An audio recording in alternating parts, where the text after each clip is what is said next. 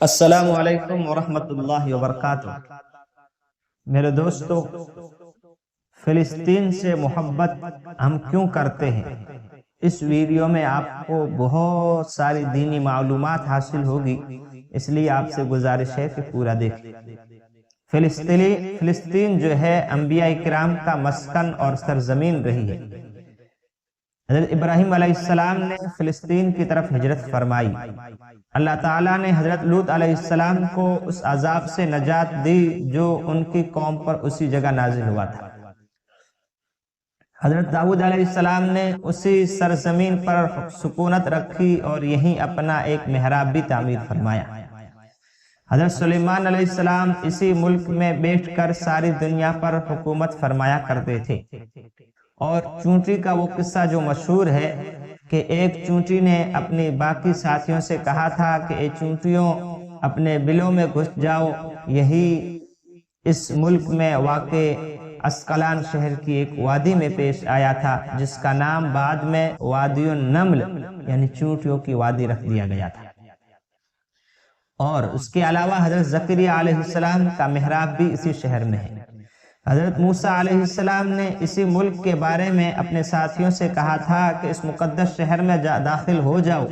انہوں نے اس شہر کو مقدس، اس شہر کے شرک سے پاک ہونے اور انبیاء کا مسکن ہونے کی وجہ سے کہا تھا۔ اس کے علاوہ اس شہر میں کئی معجزات واقع ہوئے، جن میں ایک کنواری بی بی حضرت مریم علیہ السلام کے بطن سے حضرت عیسیٰ علیہ السلام کی ولادت مبارکہ بھی ہے۔ حضرت عیسیٰ علیہ السلام کو جب ان کی قوم نے قتل کرنا چاہا تو اللہ تعالیٰ نے انہیں اسی شہر سے آسمان پر اٹھا لیا تھا۔ اس کے علاوہ ولادت کے بعد جب عورت اپنی جسمانی کمزوری کی انتہا پر ہوتی ہے، ایسی حالت میں بی بی مریم کا کھجور کے تنے کو ہلا دینا بھی ایک معجزہ الہی ہے۔ اس کے علاوہ قیامت کی علامات میں سے ایک حضرت عیسیٰ علیہ السلام کا زمین پر واپس تشریف لانا اسی شہر کے مقام سفید مینار کے پاس ہوگا۔ اسی شہر کے یہی مقام لد پر حضرت عیسیٰ علیہ السلام مسیح دجال کو قتل کریں گے، اور ارض فلسطین کی جو زمین ہے یہ ارض محشر بھی ہے۔ اسی شہر سے یاجوج ماجوج کا زمین میں قتال اور فساد کا کام شروع ہوگا۔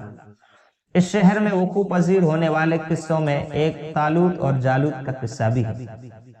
فلسطین کو نماز کی فرضیت کے بعد مسلمانوں کا قبلہ اول ہونے کا اعجاز بھی ہے، اور ہجرت کے بعد حضرت جبرائیل علیہ السلام دوران نماز ہی حکم ربی سے آقا علیہ السلام کو مسجد اقصی سے بیت اللہ یعنی مکہ مکرمہ کی طرف رخ کرا کر کے گئے۔ جس مسجد میں یہ واقعہ پیش آیا وہ مسجد آج بھی مسجد قبلتین کہلاتی ہے۔ نبی کریم صلی اللہ علیہ وسلم معراج کی رات آسمان پر لے جانے سے پہلے مکہ مکرمہ سے یہاں بیت المقدس لائے گئے۔ سرکار دو جہاں صلی اللہ علیہ وسلم کی اقتداء میں انبیاء علیہ السلام نے یہاں نماز ادا فرمائی۔ اس طرح فلسطین ایک بار پھر سارے انبیاء کا مسکن بن گیا۔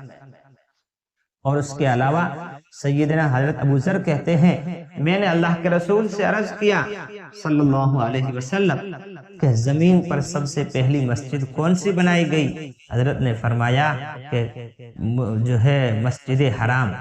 پھر میں نے پوچھا اس کے بعد کون سی؟ آپ نے فرمایا بیت المقدس۔ میں نے پھر عرض کیا ان دونوں کے درمیان کتنا فاصلہ ہے؟ فرمایا 40 برس کا۔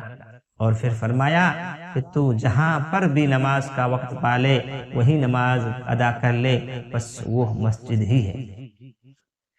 اس کے علاوہ نبی کریم صلی اللہ علیہ وسلم کے پردہ فرما لینے کے بعد صدیق اکبر کو ارتداد کے فتنے اور دوسری کئی مشکلوں سے نمٹنے کے لیے عسکری اور افرادی قوت کی اشد ضرورت کے باوجود ارض شام کی طرف یعنی فلسطین کی طرف آپ کا صلی اللہ علیہ وسلم کا تیار کیا ہوا لشکر بھیجنا بھی ایک ناقابل فراموش حقیقت ہے۔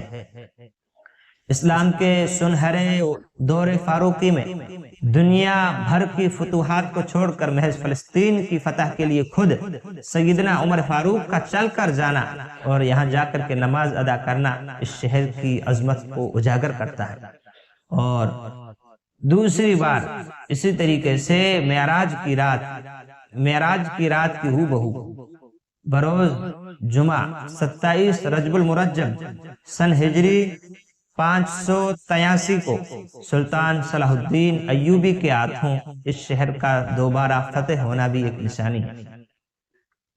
تو میرے دوستو، مسجد اقصی اور بلاد شام کی اہمیت بالکل حرمین شریفین جیسی ہے۔ جب اللہ پاک کی یہ آیت قرآن مقدس میں والتین والزیتون وطور سینین وہذا البلد الامین نازل ہوئی تو ابن عباس رضی اللہ عنہ کہتے ہیں ہم نے بلاد شام کو والتین یعنی تین یعنی انجیر سے، اور بلاد فلسطین کو والزیتون زیتون سے، اور وطور سینین کو مصر کے پہاڑ کوہ طور جس پر جا کر کے حضرت موسیٰ علیہ السلام اللہ سے کلام کیا کرتے تھے، استدلال کیا۔ اور قرآن کریم کی آیت مبارکہ وَلَقَدْ كَتَبْنَا فِي الزَّبُورِ مِن بَعْدِ الذِّكْرِ أَنَّ الْأَرْضَ يَرِثُهَا عِبَادِيَ الصَّالِحُونَ سے یہ استدلال کیا گیا کہ امت محمدیہ حقیقت میں اس ارض مقدس سرزمین کی وارث ہے۔ فلسطین کی عظمت کا اندازہ اس بات سے بھی لگایا جا سکتا ہے کہ یہاں مسجد اقصی پر پڑھی جانے والی ہر نماز کا اجر 500 گنا بڑھا کر کے دیا جاتا ہے۔